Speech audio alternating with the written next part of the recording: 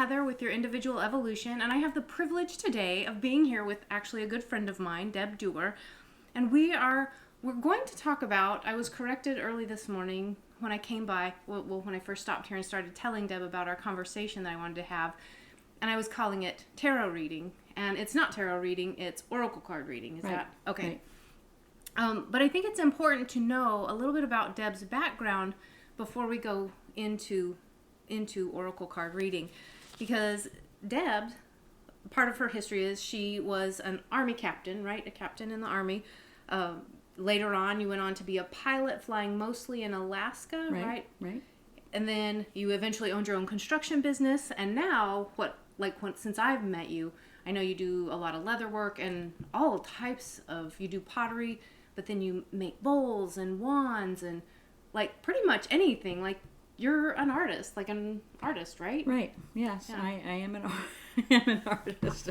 Okay. So, and the other thing that I made a note of that I like about you that's a little, I don't know if rebellious is the right word, but you're a pirate fan. And so you have this little edgy pirateness about you and some paraphernalia. So I always think that's a fun, good to know about Deb thing. So that's the background that I know. But as far as, because we're having a conversation today about oracle card reading, how did you go from that type of background to reading oracle cards? I mean, that's a pretty big jump. It is a big jump. I started studying when I was 26 years old. I started reading all the physics books I could get a hold of. I started reading Carl Jung. I started reading just all kinds of psychology and spirituality. And so I've had this part of me in my traditional life the whole time. And then when I moved to Beaufort and became affiliated with Martha O'Regan at whatever the name of her place was, and Susan Stone and Zen Den, this whole aspect of my life has just sort of blossomed, and I became aware that I really felt like I could help people using oracle cards. So did you start by getting a reading yourself, and then it got you interested in it? Like how do you even come across something like that though? Yeah, I have a couple of friends who read cards, and we did quite a bit of reading together about me, and then I would read for them, and my ability just sort of developed, and it sort of just showed up, and then Susan invited me to read for Zenden on the weekend, and so she had a reading with me and sort of vetted my ability, and I got the stamp of approval. Nice. So yeah. No, and full disclosure, I've actually had a reading from Deb too, and I'm a little bit nervous because we are going to do a reading a little bit later.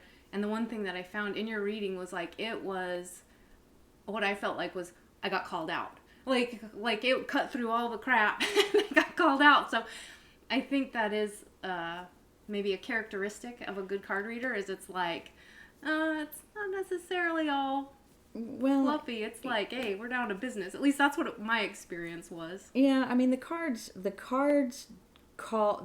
do call you out, because they are a reflection of your inner self. Okay. They only come up when some aspect of your inner self is crying to be heard. Okay, so then, okay, we'll go a little bit. We'll deviate from the order I had here, because that's actually something I wanted to know is when would somebody go to a reader, or what could they expect? You know what? Actually, I don't want to do that. I want to do this first, and I don't know if you'll have this answer.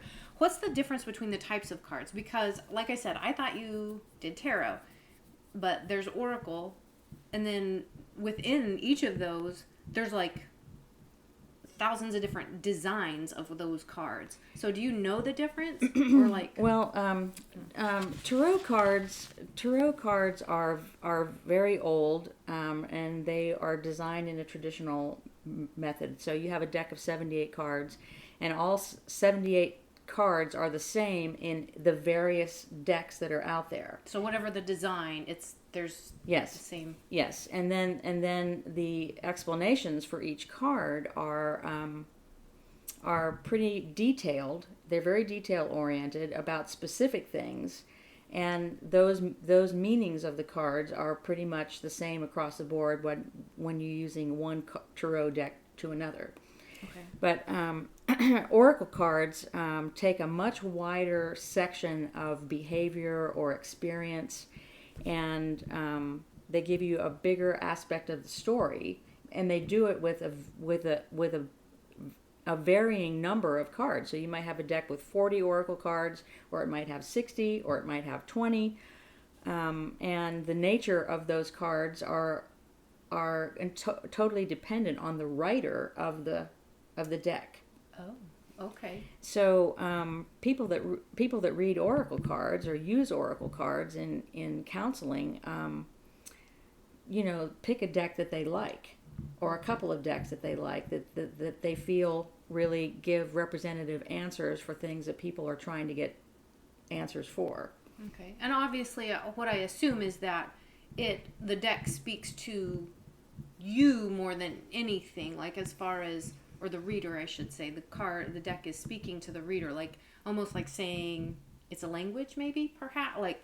Yeah, it's a language. The deck that I've been using for several years is called The Enchanted Map by Colette Baron Reed, and I love the practical answers that this deck gives. It's just it's a little woo woo, but they're very practical kinds of answers, like, okay, do this, stop doing this, start doing this. Okay. I like it a lot. Well, that's interesting to me. I don't want to get too far off track, because like I feel like we could go really deep with a lot of this stuff. But so the deck can actually be that direct in its response. Yes. Yes, okay. The deck can be very direct. There are decks that are about angels. There are decks that are about different spirit entities, and these entities talk to you through the cards. I don't know exactly what all these different cards say, but the deck that I use is just like a 52 card deck of a list of experiences and opportunities and things that you want to include in or sort of eliminate from your life. Okay. So this will make for an interesting reading later. So then that was my next question that I don't think we really went into. But when would someone go to a tarot reader, and what could they expect? And what I really kind of am hoping out of this question is, some people might sit here and be like, oh, card reading is, to be extreme. Some people might go like, oh, it's the devil's work, or, or it might just be like, oh, you're just making it up. It's just whatever's coming up for you. So, like, when somebody goes to a tarot reader, or oracle card reader, whatever, card reader, why would somebody go there, and then what could they expect potentially? Well, I think a lot of people go to card readers because they they want to know something about the future. Okay. And so initially they come in and they sit down, and that is what they have in mind. They have in mind being told something fantastic or something insightful about the future. And so that's the foot that we often start off on. Okay. But in just a few moments of conversation with an individual, you find out that they really just have an issue in their life. Okay. Something is going on, and they may want to tell you what that issue is, or they may not want to tell you what the issue is. But there's something going on that has brought them, and so they have this concern, and that comes out pretty quickly. So that's been my experience with people coming, is to kind of get to the bottom of that issue. Okay. And then what I do is I just simply I simply allow them as to talk about their issue as much as they want. I use the cards to come up with possible suggestions of things to take action on, and then it turns into a little bit of a counseling session, really, Okay. of just thoughts and actions that a person could take to get started on resolving their issue. So, would you say almost that the cards facilitate, I'm going to use the word like energy movement. So like when somebody's kind of stuck or stymied somewhere, they can go and get a card reading that gives them a perspective or gives them just enough to kind of get things moving. Does that? Yes, because the oracle cards sort of give you a clearer observation of everyday life. So our brains are always looking for associations, and when we come in with a problem, it's usually a problem that we have thought about ourselves for quite some time, and we have not been able to get any resolution, even the basic, most simple direction of which way to begin to go. So what the cards do is they cut through that layer of confusion by laying out some specific ideas. Like a card might come up and say persistence. So you might then just work with the idea of persistence as it relates to your problem, and it cuts out all of the extraneous things that your mind and body keep thinking about this subject that never gets any resolution. So we zero in on persistence, for example, and look at the role of persistence in your life, in accomplishing goals or in not accomplishing goals or whatever. Okay. I can definitely see that, especially just because of the oracle card reading. Sorry, I have that word in my head that you had done for me before. Was it like it did seem like you come in with one thing in mind, and like you said, the mind kind of clouds what's really going on and brings up whatever is really there. So yeah, that actually makes a lot of sense. Yeah, the cards just break down into some simple concepts, places to begin working with your issue, whatever it is. So, what kind of, like if somebody's like on the fence, that they're not really sure if they would want to go to a card reader, I guess, like what would somebody look for in a card reader if they're like, I'm on the fence, is that a tough one? Oh, I don't know. I don't really know what someone would look for. I'm amazed that people even come to see me at all. I mean, mostly the people that have come because they were going to have a card reading on Saturday, and I happened to be the reader. So they didn't pick me per se. And this is part of it too, just as you don't know which card you're going to turn over and which concepts you're going to talk about, you also don't know anything about this particular reader. You don't know what experience they're going to bring to the table to help you understand your issue.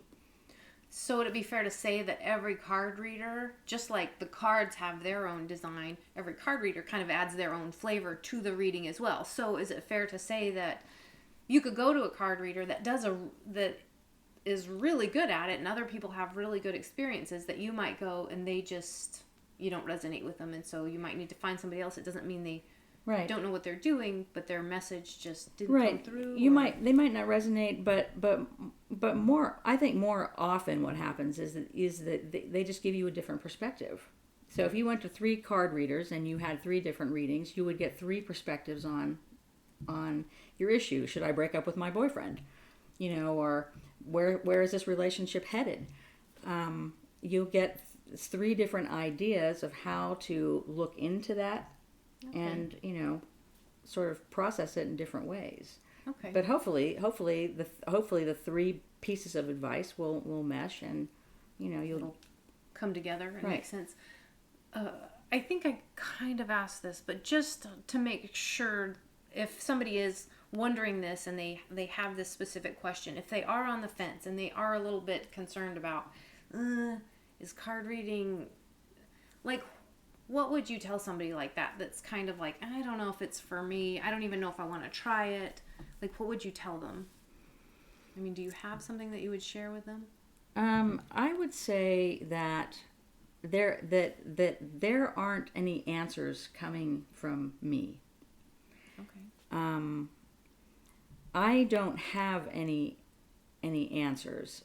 The individual that comes will experience a direct knowing of things from their experience of working with me and the cards. And they will know what they need to know within themselves. Okay. It's not something that I will tell them. It's an idea that I may get and they may resonate with. But each person has the answer within themselves. And, whether that's an action or whether that is a period of time for sitting still, is a period of time for thinking and digesting, whatever it is, that answer is within the individual. Okay. And I hope that the images on the card, the explanations of the card, combined with, my personal life experiences, et cetera, will provide them with a framework to think about the issue. Okay, I think that's fair. And so if you're comfortable doing a card reading, since we're videoing this, we don't want to put you on the spot, but at the same time, I have to admit, like, I'm a little nervous because I did get called out the last time. Card reading. Bad girl. I know, I don't want something to show up and be like, oh no. But as long as you're comfortable with it. Yeah, sure. Okay, so I would say I'll be quiet and you do your thing. Okay, so yeah, you can talk us through it. All right. Well, the first thing I'll do is just shuffle the cards, and I would like for you to think about something that may be troubling you, something that you've got coming up. Just think of a subject that you might like to know some information about. Okay.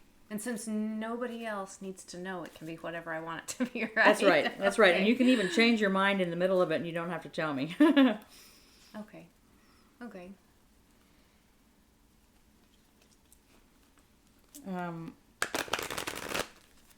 I try to be quiet too while I'm shuffling the cards and place my intention to get to have an answer be revealed through the cards and through our work together that will be helpful to you. Okay. So that almost feels like a little prayer to me, like just a prayer asking for guidance. And right, exactly. Just like, let this be fruitful.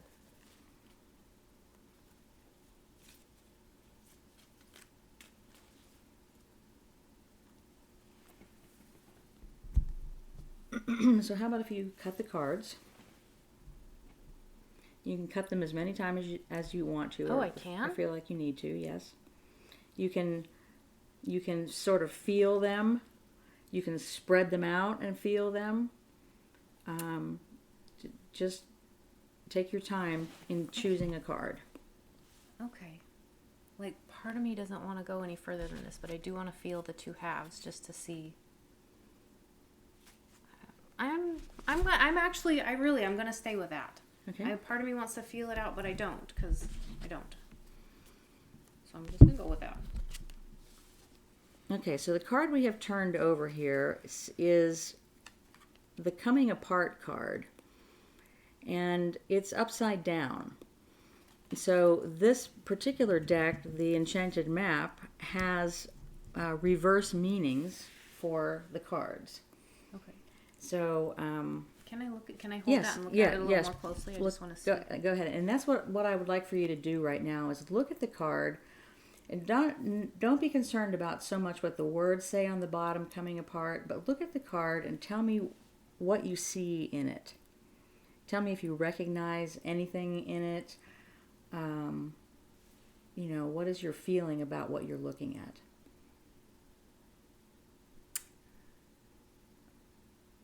Well, I mean, the first things that come to mind are, I think it's interesting because I'm a Gemini.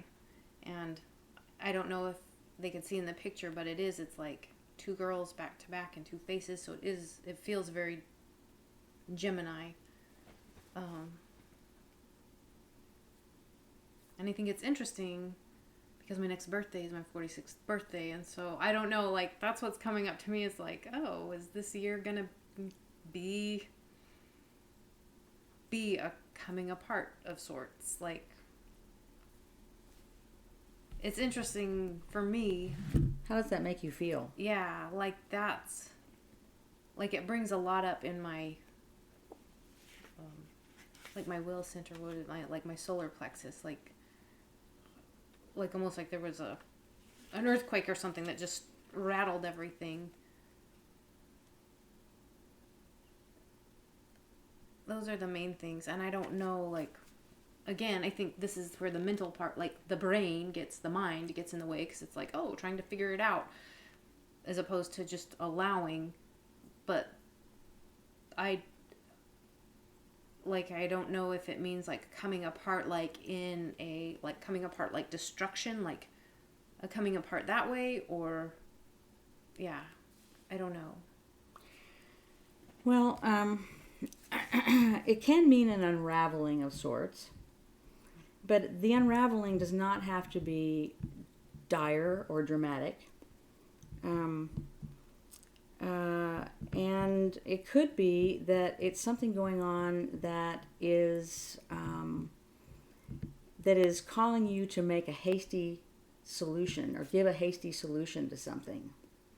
What do you mean by that? Like I'm pushing, I guess, like a lot of times the language that I think in terms of is there's divine timing. And so are you saying, when you're saying make a hasty decision, that I'm pushing divine timing? Possibly. Like I need to... Yes, possibly. And the other thing about this card is that it's asking you to maintain a sense of humor throughout this unraveling and this possible pushing for an answer.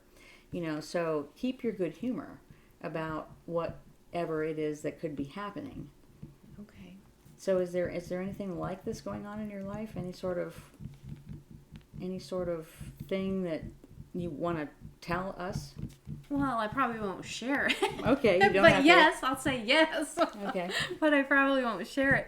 I think it's interesting because the way you're saying that reminds me of the story about the man with his son, or the man with the horse, and the horse breaks a leg, and they're like, oh, or his son breaks a leg, and all the neighbors are like, oh, that's too bad. And he's like, well, we'll see. And then there's like a military recall, and the son can't go, and people are like, oh, that's good. And the old man says, oh, we'll see. So I guess that's what I'm picking up from what you're saying, is that it's like, keep your sense of humor, because it's kind of like we identify things as this is good, this is bad, but it's like, we'll see what's good, what's bad, so carry it lightly. That's right. what I feel through that. It can be, the unraveling can be that you're in a place that you might not belong anymore. It can be that you may be with someone that you shouldn't be with, either friendships or love relationships. It could be a lot of different things. But I think the key to this in any situation is waiting on your own timing and waiting on that divine timing to say something about it, or maybe take a little action about it. You don't have to do anything, and you could just watch it from afar and say, hey, this is kind of interesting what's happening. Let me see what's going to happen with this. Be the observer. So, but you said it means something when it's upside down. So did we cover? We did. We so went over the upside down meaning of what. So what part made it, like, what would be the difference between the right side up and the upside down in this instance? I'm not really sure. Okay. Well, and I noticed, like, you have a book, and I know I have a couple of decks of cards, and they all have books, which I personally rely heavily on the books. But it seems like you just kind of look to get. Right. I try not to rely too heavily on the meanings written in the books. I would rather have someone look at the card and look at what the image is showing you, and be able to infer from those pictures what may be going on in your life. you get a sense of the colors, you get a sense of the words that say coming apart. Well, that means something to a lot of people, Yeah. Oh, that means something bad. But what I know is that you got to maintain some levity with that. Okay. And I do have to admit, the one thing that I didn't say it, but I noticed it, is the one girl, whatever that ribbon is, it's like covering her eyes. And so it was almost like she can't see, and I can't tell if the other ribbon is like going to, so it's almost like the blind and the mute monkeys or something. Like one girl is covered up, and so that was kind of interesting to me too. Interesting. I've never seen that. It looks like her eyes are covered up. Is it hair? Is that their hair? I don't know. I can't tell. Yeah, her eyes are covered up. They sure are. So you've got some aspect of yourself that's looking at this issue, and you've got some aspect of yourself that is not wanting to look at it. Oh, I could see that. That would actually make a lot of sense. So, okay, that too gives me a lot to take home and digest. Right, and it's not meant to be terribly specific. But after we've had this discussion about the elements of this card, now that it probably does pertain to something that is going on in your life at the moment. And you probably know what that thing is. So what this has basically done is it has just sort of lifted the veil off of something that you knew already was happening. Yeah. And calls you out. It's right. It does. It does. It's just calling your attention to possible issues, possible solutions. Definitely gives me something to think about. I'm going to switch gears here real quick, unless there's something else that we need to know. I don't think so. I mean, this is the way that this particular card deck works. It just it gives pretty straightforward. Here, let's think about this. Let's think about this. Let's think about this. It gives very concrete examples of things to think about. Okay. And that's why I like it, because ultimately fear in all of us is caused by a lack of preparedness. When we're afraid, it's because we needed to study more, we need to know more, we need to do more, we need to take some kind of action. Our fears are caused by the things that we are not embracing. And so I like these cards because they're very specific about calling out things to embrace. Okay. Embrace the coming apart. Ooh, that certainly brings up a little bit of fear. To embrace the coming apart, whatever that looks like, or whatever that means. Right, and it might not be anything major. It just might be, it might be something that's going to happen just today, But you know what you thought of in your mind, and so you need to just work with that. Okay, definitely a lot to think about. And I don't think I prepped you with this question, so I hope it doesn't catch you too much off guard.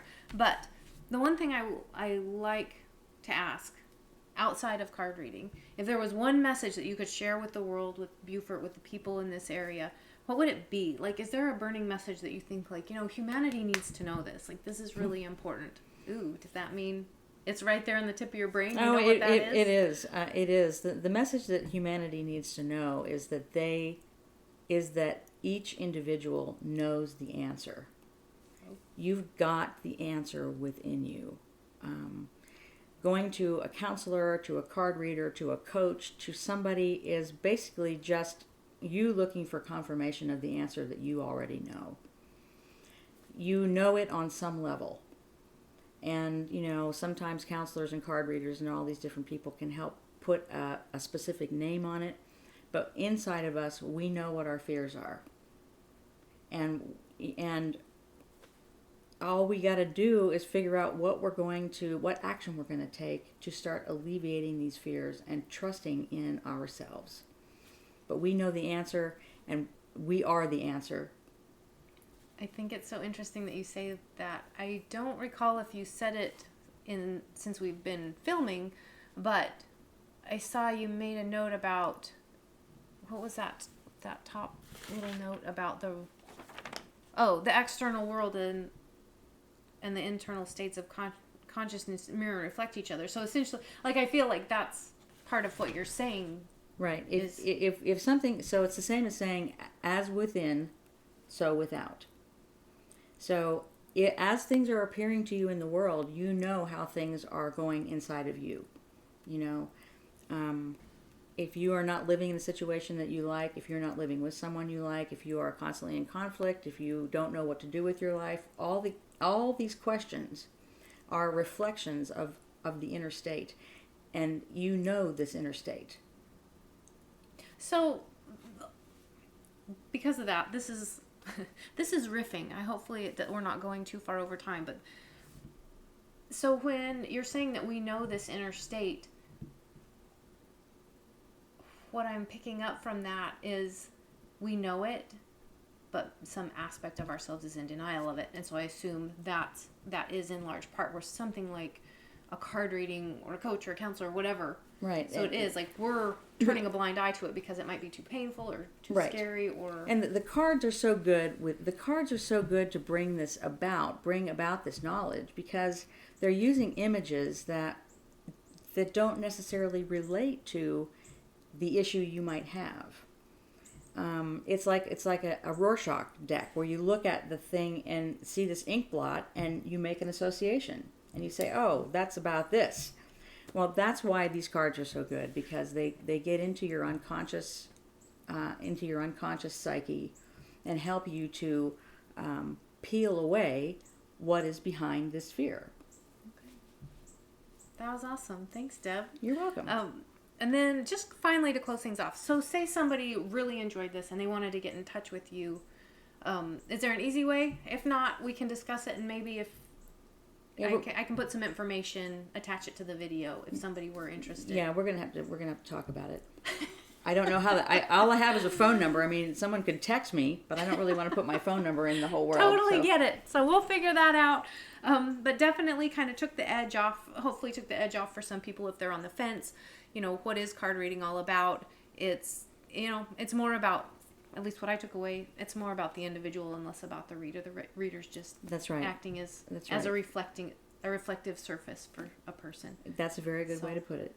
Thank you so much, Deb. I know we get to chat all the time. Deb and I are friends, but I don't know that we've ever chatted this specifically about card reading. No, I don't think so. Yeah. It's great. Thanks. I appreciate it. We'll see you, Deb. Okay. Bye. Take care.